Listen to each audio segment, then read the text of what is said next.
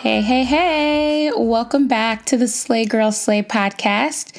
This is such a big week for us this week.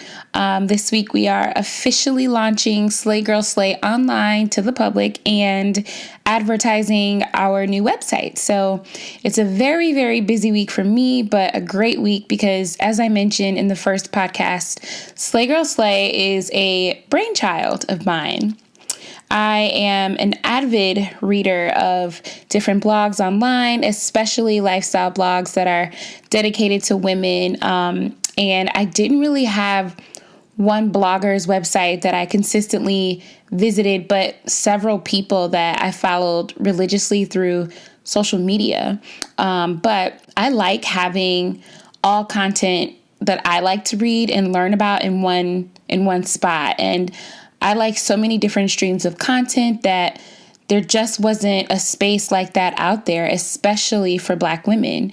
There are tons of other lifestyle brands and online spaces that have great content, but it's catered more towards non-women of color. There might be one or two mixed girls that pop up in a post here and there, but there's just no space created for girls like me that celebrated girls like me and posted about things that girls like me were interested in.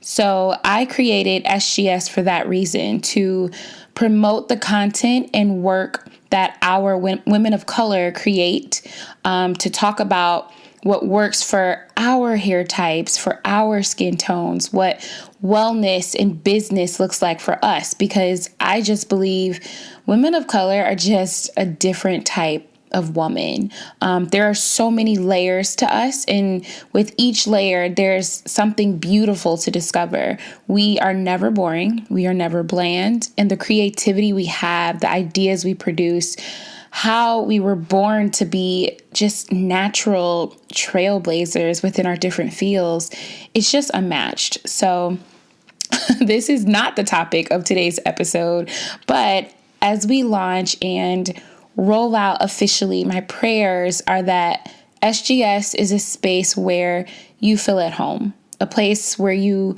go to get inspiration, to learn something new, to perfect your craft, to start your business, to get motivated to go back to school, whatever the case may be. I pray that the community we build is a community you want to be a part of, but also a community that pushes you to get out there, walk in your purpose, even if it's just one of you. That is my absolute wish. But I digress. On to what I really got on here to talk about. Every month, I'd like to take time during one of our episodes to talk specifically about self-love. I believe that self-love and gratitude are the roots of happiness. Gratitude is one thing, but if you can learn how to love yourself, and I mean really love the person you are, the way you look at life, and the way that you just approach things in different situations, your life is just different. It's just much different. So self-love is something that I always have to be mindful of. I'm not to the point where I'm 100% comfortable with myself, but I'm getting really good at starting to feel comfortable with myself. I like who I am and my ideas. I like the way I communicate with people. I manage the way people communicate with me. I wasn't always like that either, but over time, I've consistently had to learn how to love me, how to love Ashley, and how to be okay with it just being me. So this week's topic on self-love is comparison traps. And by comparison, I mean consistently looking at other people's lives and seeing where you measure up to them. Theodore Roosevelt said this quote. He said, "Comparison is the thief of joy."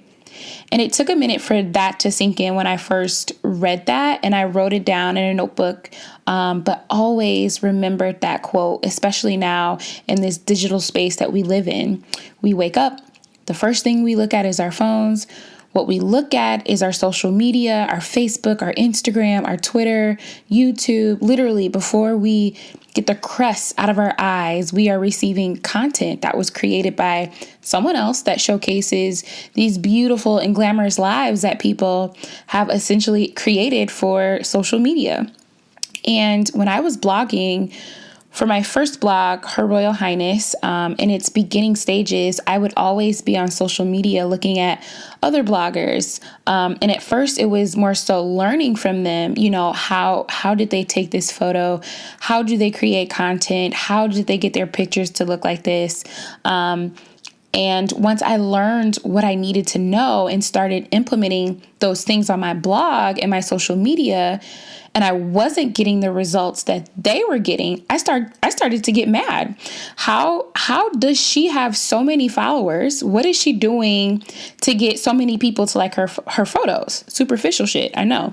But, those were real questions that I would think about every day. How is she getting booked to do all of these sponsored posts? How come my feed doesn't look like this? And it's discouraging. It's really, really discouraging. You get caught up in this cycle of why not me? And how come this isn't happening for me, when you should be having an attitude of what's for me is for me. The time you spend looking at someone else is time being wasted, not spending it on yourself and planting seeds for yourself that one day will grow. Prime example, there may be someone you look up to tremendously. It could be a mentor, an entrepreneur, a colleague, whatever. All you know is girlfriend got it going on. And every time you see her, she got her shit together. If she has a business, it's booming. If she works with you, she's killing it at work and getting all the praise and the promotions. She may be getting a brand new house and you're still renting that studio or one-bedroom apartment. She has several degrees and you're still trying to get into your master's program. These are just examples, but we all know or know of that person. Looking at her life compared to yours, your life isn't that great, quote unquote, you think.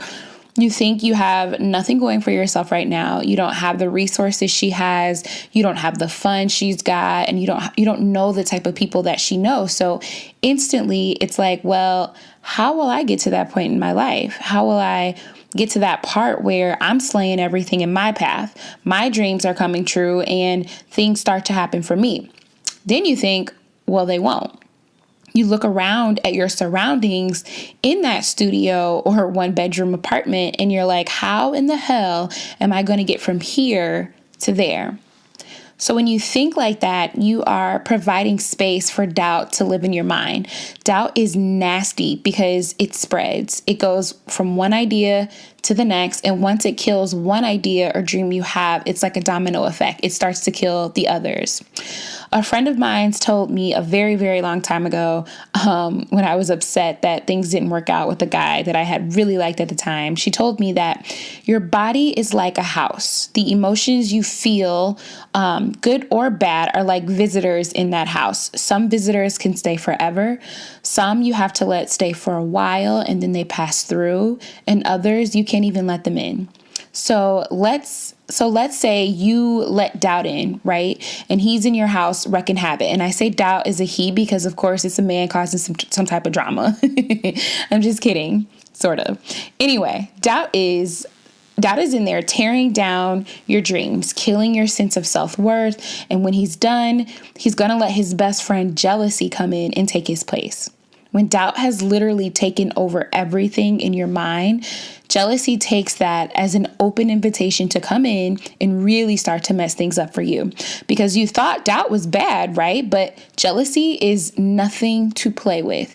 Jealousy has the power to ruin your life. You spent time looking at that girl you once admired, and instead of adopting some of the qualities she has and learning from her, you doubted yourself and you thought that you couldn't be like that, or was pissed because your life didn't look like hers, and so you became jealous of her. And not only her, you started to look at the people you knew personally, your friends, your family members, and you start to look at them with jealous hearts because, well, let's be honest, they don't deserve what they have. You work twice as hard as them. You're twice as faithful to God, twice as good at work, twice as good at being just a better person. And here you are thinking you are lacking what you think you need. So let's turn the tables a bit and say that you're the girl that has it all. You're the one with 500,000 followers. You have a booming business. You just got promoted above all of your peers. You just got that beautiful home with a huge backyard. It's all you, boo. What if I came to you and said that you didn't deserve all that you have? You didn't deserve to be in that master's program or have that job that you have or do the things that you do. You didn't deserve it because I deserve it. I'm the one that's been putting in twice the work. All that you have should be for me. So imagine I came to you and said that. You'd be pissed. You probably try and cuss me out. Like, how dare I think that you don't deserve what you have? I don't know your story. I wasn't there before you had it all. So how can I tell you that you don't deserve it? My point exactly, sis. You can't compare yourself to anyone, because you don't know their story. It's natural to think those questions, why is this happening to her? Why is she progressing the way that she is? But as soon as you start to think those thoughts, you have to push them out of your minds. You don't know her story. You don't know what she went through to get to where she is, even if you think she doesn't deserve to be there. You don't know how many nights she cried waiting for what she has, how many times she got on her knees to pray. You just don't know what God put her through and how he's dealing with her. Just because she never looks like she had to struggle doesn't mean she didn't have to. I call that the unglamorous part. I joke with my friends when we find ourselves in that part of our lives and our situations where it's tempting to look at the girl who's next to us and she's got it going on and compare ourselves to her. I call this the unglamorous part, the part no one knows about, this stage of uncertainty where we have to put our heads down and keep building up ourselves and not look at the people around us. Because when we do get to that part of our lives where our dreams are starting to come true and our businesses begin to take off and doors begin to open for us that were once always shut, we will look back on the unglamorous part of our lives and be grateful. We will be grateful that instead of comparing ourselves and doubting ourselves and not allowing ourselves to be jealous, but sending love and light and positivity to the person who's got it going on when we don't, we will much appreciate our glamorous part of our lives. I think this is part of self-love because to love yourself fully, you have to learn how to deal with the uncomfortable parts of your life, the parts of your life where you're waiting for things to happen for you, when doubt can easily come in and mess things up for you. But you've learned to become steadfast in your vision and your goals, and you know that it will one day happen for you too. Then you will get another visitor, and her name is peace. And she surpasses all understanding. That wraps us up for another podcast this week. So excited for all of you to learn more about SGS and all that it has to offer. I would much appreciate it if you guys would leave a comment in the comment section with your thoughts on the Slay Girl Slay podcast, and even more if you would subscribe. Send me an email with any topics or feedback on today's podcast, and you can always find us on Instagram at SlayGirlSlay, or come visit us on our website at www.slaygirlslay.com. Until next week, we will absolutely chat soon. Peace.